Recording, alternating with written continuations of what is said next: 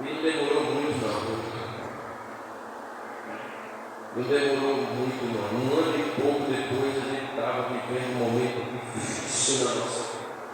Eu já congregava aqui com vocês. E eu acho que eu já contei aqui algumas vezes. Crise de escolher pagar a casa e fazer a feira. Eu ia fazer a feira, eu não ia pagar a casa. Depois eu me resolvi com a casa.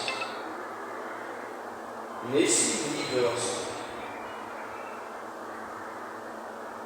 Sofri.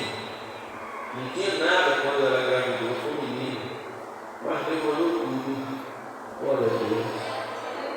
Até o auxílio maternidade que eu achava que ela não tinha direito, mas ela conseguiu tirar, porque no ano que ela engravidou, ela ainda havia contribuído com o INSS. Aí eu fui lá, aleluia, dei a entrada, tirei o dinheiro, paguei a casa, glória a Deus. E ainda tive um aumento de salário. Eu ganhava R$700, só a casa era 500.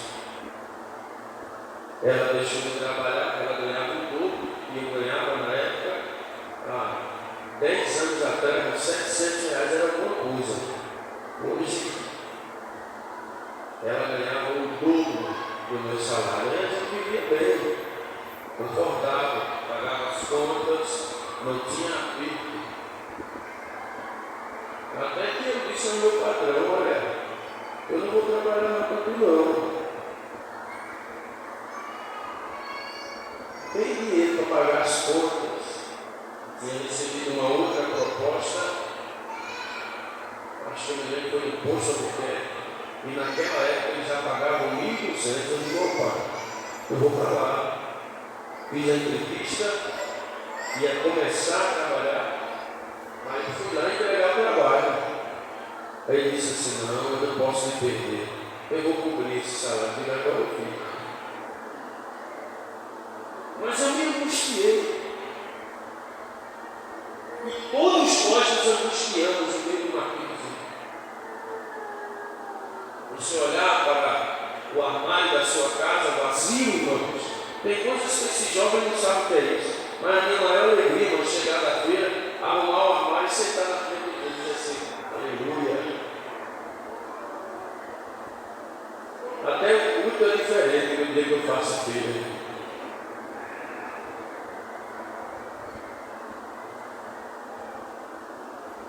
Mas eu chorei muitas noites de angústia. E a gente tem que enfrentar isso. Isso faz parte do processo da nossa caminhada. Talvez enquanto eu esteja contando isso, você aí lembre quantas crises você passou. Está aqui, de pé. Aleluia. No meio disso tudo, irmão, a gente arruma muita proposta. Veja, essa proposta do posto ia me tirar um dia da igreja, eu ia ficar um dia trabalhando, um dia eu ia dormir, irmão. Eu ia passar 12 horas em pé, no outro dia, irmão. Deus sabe da minha estrutura. Eu ia passar o outro dia dormindo, eu ia deixar a igreja. Deus sabe disso, depois eu fiquei pensando nisso. Às vezes a gente vê e pensa que uma porta que Deus abriu, olha a vantagem, assim, este Deus está aí. E às vezes Deus não está lá. Deus não está lá. É uma porta muito boa, mas é um caminho para você se perder. E eu já disse várias vezes aqui, torno a dizer, tem gente que nasceu para viver todo dia com um pão, porque se Deus der uma padaria a ele se desmantela. Ele esquece de onde veio, fica logo pousudo, nariz empinado, porque o sucesso nos deixa autoconfiantes. E a gente pensa que tem habilidade de tomar decisões complexas na nossa vida, quando em outro tempo a gente dobrava o joelho e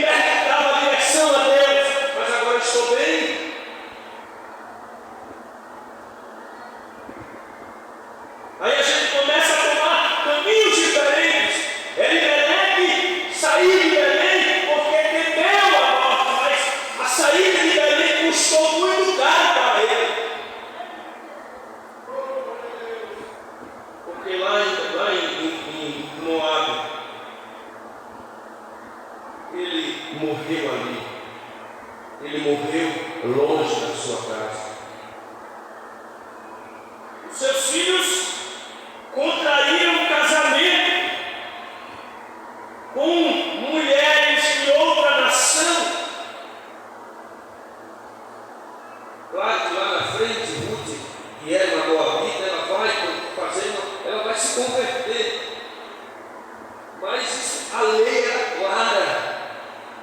A lei dizia que não poderia se misturar com outras nações. A mistura é um problema. E a gente vai chegar lá. Custou caro. Depois que ele se estabelece em Moabe, os filhos de Elimelec contraíram matrimônio com moças moabitas, ao contrário à vontade deles. Deuteronômio capítulo 2, versículo 9, capítulo 23, versículo 3 a 6, Juízes 11, 17, Números 36, versos 5 a 7. Eu não vou ler esses textos, mas todos eles estão falando de que o povo de Israel não poderia se misturar. E o que a gente mais vê na igreja hoje é essa mistura.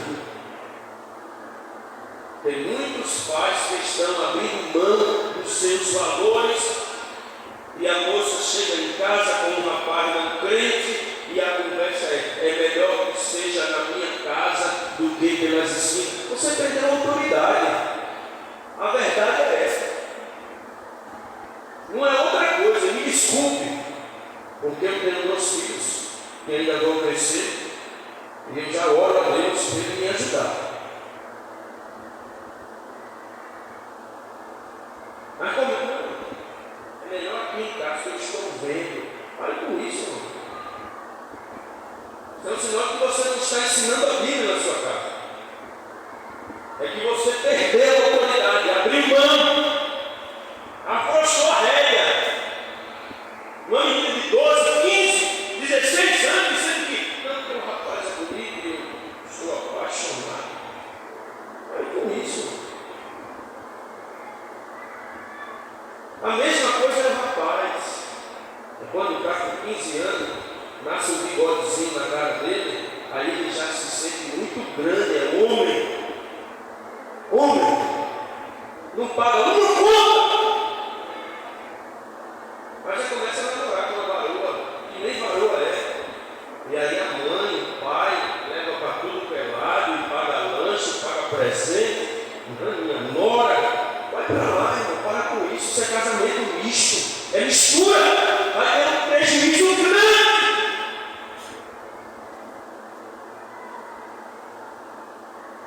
Segura a rédea, enquanto der, segure. E aqui em casa a lei é democrática, é a minha. Eu digo e você faz.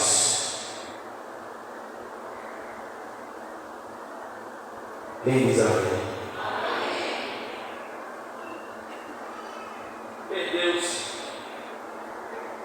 O nome de Elimelec significava Jeová é meu rei.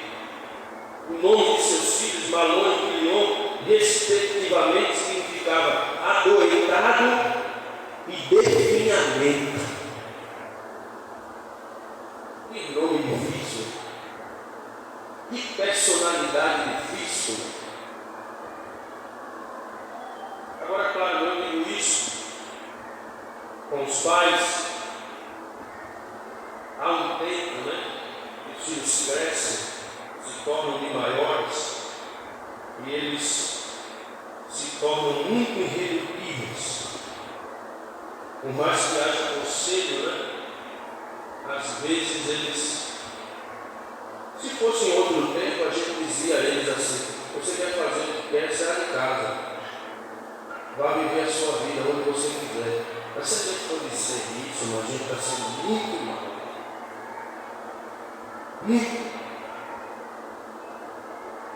Mas está sobre o teto da mãe e do pai e não quer se submeter às ordens da casa. Começou a viver agora e acha que tem mais experiência do que o pai e a mãe. Deus vai te pegar. O único mandamento com promessa é honrar pai e mãe. E quem assim faz, vive muito.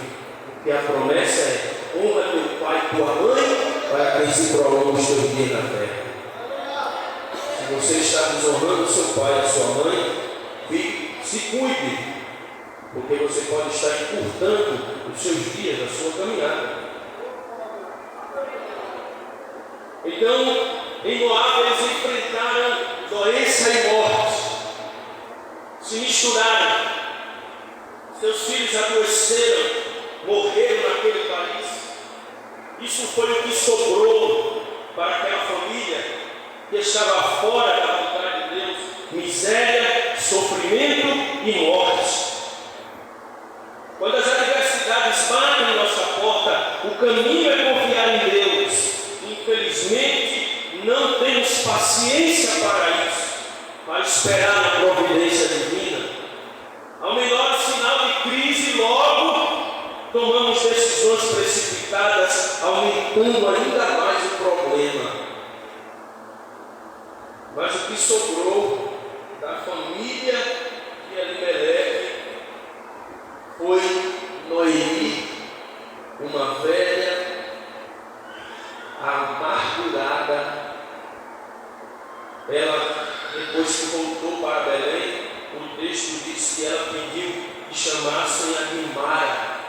Mara é amargo, porque ela perdeu seu marido e os seus filhos, e duas jovens viúvas, Orfa e Ruth. Naquele momento, Noemi pede que elas retornem. Nós lemos isso. Voltem para casa, voltem para o seio da sua família. Ela já era velha. Ela explica, ela diz: olha, eu não tenho nem como dar filhos a vocês, porque pela lei, se Noemi tivesse outros filhos homens, ainda que na fase da adolescência para a juventude, no futuro muito próximo, elas poderiam casar com seus cunhados e honrar o nome de seus maridos. A lei permitia isso, para que a descendência não morresse. Mas ela já era velha, não tinha filhos. Ela dá um conselho que fossem embora, retornassem para a casa de seus pais. Orfa foi embora. Só que Ruth, está lá no verso 16 do capítulo 1 de Ruth, disse: Ruth, não me inste que te deixe e me afaste de ti, porque aonde quer que tu fores, eu irei. Aonde quer que pousares à noite, ali pousarei eu. E o teu povo é o meu povo, e o teu Deus é o meu Deus. Aleluia. Onde quer que morreres, morrerei eu ali. Serei sepultada. Me faça assim o Senhor. E outro tanto, se outra coisa que não seja a morte me separe de ti. Ruth amou a sua sogra. Parece que ela era uma boa sogra, né? Seja uma boa sogra para o seu genro, para a sua nora, para que você também ganhe um filho e uma filha, né? E tem uma nora muito ruim, mas também tem uma sogra muito ruim. Tem. Aqui não tem, não. Graças a Deus. Em outro lugar. Os exemplos ruins, a gente diz que é em outro lugar. O bom, a gente diz que é aqui. Tem uma nora que são chatas, né? Ela casa com os filhos, aí quer que o menino abandone tudo, a casa, né? Desfecha a mãe. Ele não é assim, é mãe dele. Claro que ele não vai viver lá. Porque tem um menino, é tão manhãozinho, bichinho, ele foi criado com a mãe. Aí quando deixa a casa, aí ele quer que a mulher seja a mãe dele. Tu casou, cara. Tu está um adulto agora, tu é homem. construir a tua. Então, cada um no seu espaço, né, irmão? E tem umas sogras que se envolvem na vida do filho de tal forma que não deixa o menino viver, quer ditar as regras da casa dele. Não é assim. Somente às vezes quando tem filho, aí quer opinar na criação dos meninos. Eu dou graças a Deus.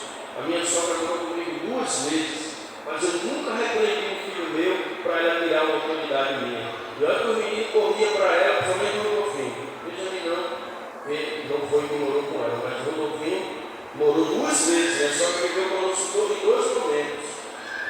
E quando eu não sou muito bom, não é? Quando eu brigava, ele dizia, vovó. Aí ela dizia, você fez o que de errado para seu pai brigar com você? Aí ele dizia, ela disse, então foi bem feito. Eu nunca tive problema com a minha sogra por causa disso, graças a Deus. Nos respeitamos como uma mãe e filho. Ela é para mim uma mãe. A única dificuldade é que ela é minha sogra. Mas tirando isso, está tudo certo. Aí tem aquela sogra que é invasiva, né? A Ruth, Noemi, demonstrou que era uma boa sogra. Boa sogra. Veja que o fado de Orfa embora não desabonava nem o caráter de Orfa. Ela realmente viveu para onde com a velha? Viver em outra terra. Não sei. Mas Ruth era alguém que tinha um coração mais quebrantado. E disse a ela, eu não vou te deixar. Aonde tu fores, eu irei.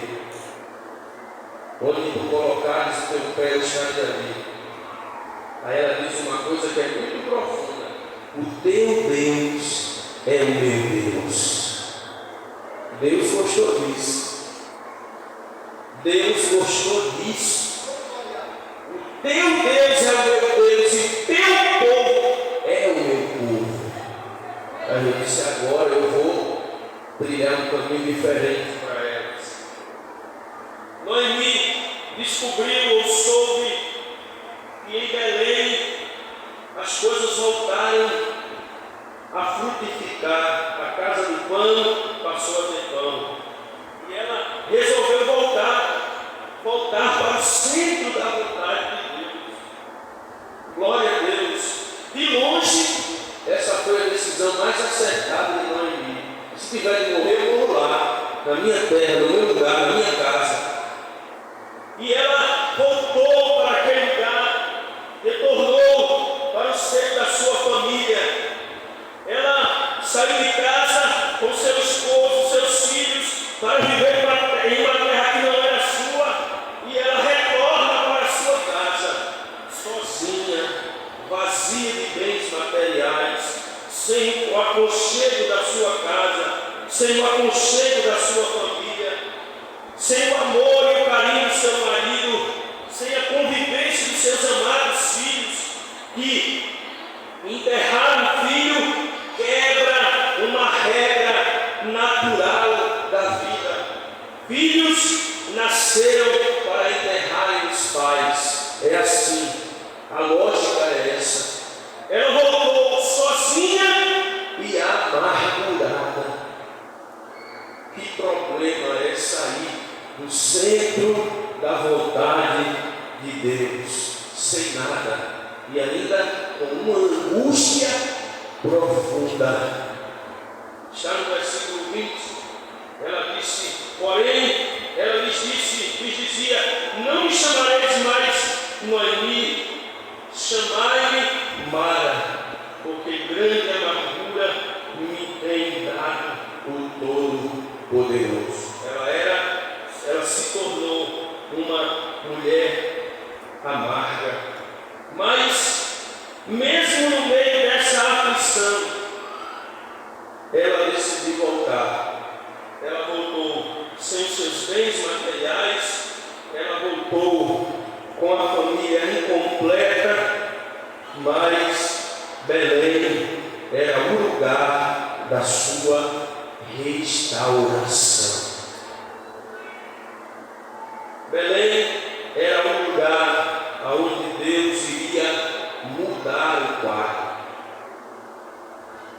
o lugar onde Deus iria virar para que veio de Noemi, e a ideia ou a visão de Noemi de voltar para Belém alcançou a Ruth, alcançou a não crente até então, alcançou a gentia, a bênção, a visão de Noemi, a sensibilidade de Noemi de retornar para casa, alcançou a vida de Ruth. Porque Noemi orientou Ruth conforme a lei. Ela começou a pastar ali, ou a viver ali, nas campinas de Boaz. E logo, colhendo ali tudo que ficava de sobra da colheita, e sua lei permitia que se fizesse isso. Os pobres, os necessitados, está lá em Levítico capítulo 19, verso 9 e 10, Deuteronômio 24 e 19. Os estrangeiros, os pobres, as viúvas, os necessitados poderiam ficar ao redor da colheita esperando as sobras. E Ruth foi orientada por Noemi: olha, fica lá, porque ali é o lugar onde Deus vai nos abençoar. Ruth já havia abandonado os seus deuses, já haviam abandonado a sua nação, já havia deixado para trás. Agora ela estava ali, com dificuldades, mas buscando uma nova direção no campo, ocupando-se, trabalhando, aleluia, atendendo à visão da sua sogra. O texto diz que quando Boaz olhou para ela, se agradou dela. Nós não vamos tomar tempo do texto, nós só temos 5, no máximo 8 minutos. Mas Boaz olhou para ela, e quando viu, ele disse: ele se afeiçoou por ela. Quem é esta aí? Aí contaram: esta é a nora de Noemi, esposa de Elimelec, parente de Boaz. Elimelec era primo de Boaz. E Boaz, que era um homem de um coração piedoso, permitiu que ela colhesse. E disse aos criados: de vez em quando deixe cair uma coisinha melhor para ela, para que ela vá para casa e tenha um cesto cheio. Aleluia. Ele, como é bom estar na direção de Deus. Quando a gente está na direção de Deus, Ele abre a porta, Ele restaura. Glória a Deus. E como estamos falando de famílias, talvez a sua família esteja um caos, mas ouça a palavra de Deus nesta noite. Ainda dá tempo de voltar para Belém. A casa do pão tem pão ainda. É no sentido figurado, né, irmãos? Tem pão. Dá tempo. Dá tempo de Deus mudar esse quadro. Dá tempo de Deus mudar essa história. Dá tempo de Deus refazer esta caminhada. Ainda dá tempo. Ruth, orientada por Noemi, ficou ali. E quando o homem olhou para ela, Boaz olhou para ela, o seu coração se quebrantou. Quando estamos na direção de Deus, tudo se encaixa. Tudo toma a direção certa, irmãos. Tudo dá certo, a gente fica assim, mas rapaz, eu comecei esse negócio com a cara e a coragem. Só que eu estava na vontade de Deus. Aleluia. Aí Deus se anotando do cliente, 2, 10, 20.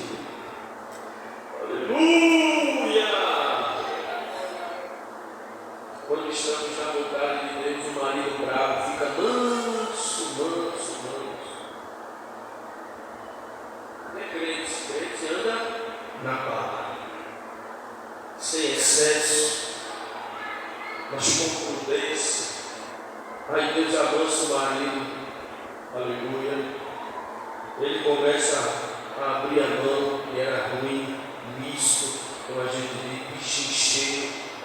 começa a abrir a mão. Aleluia.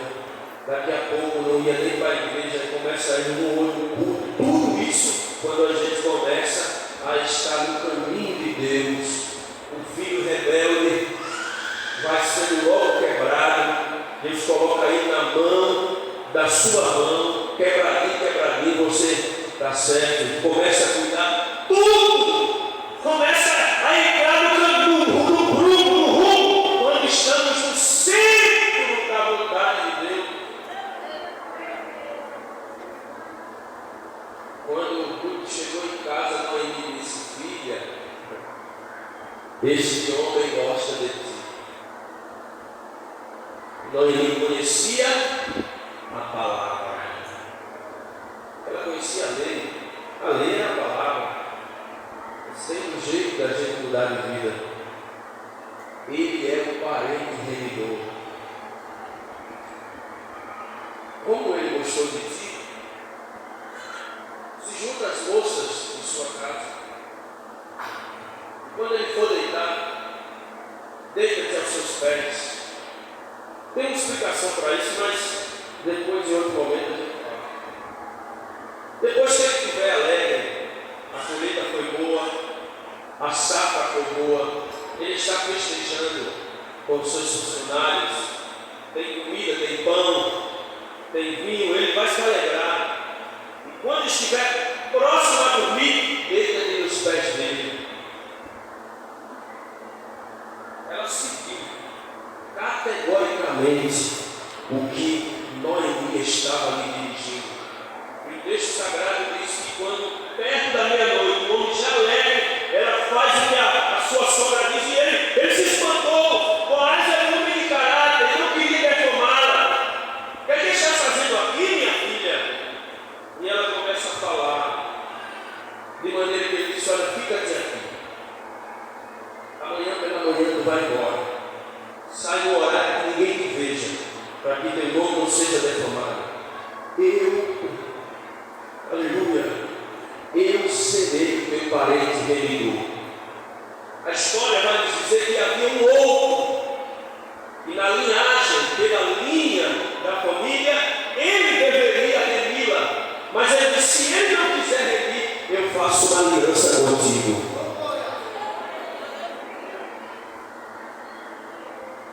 Faço uma aliança contigo. Eu te remirei. Faz uma coisa.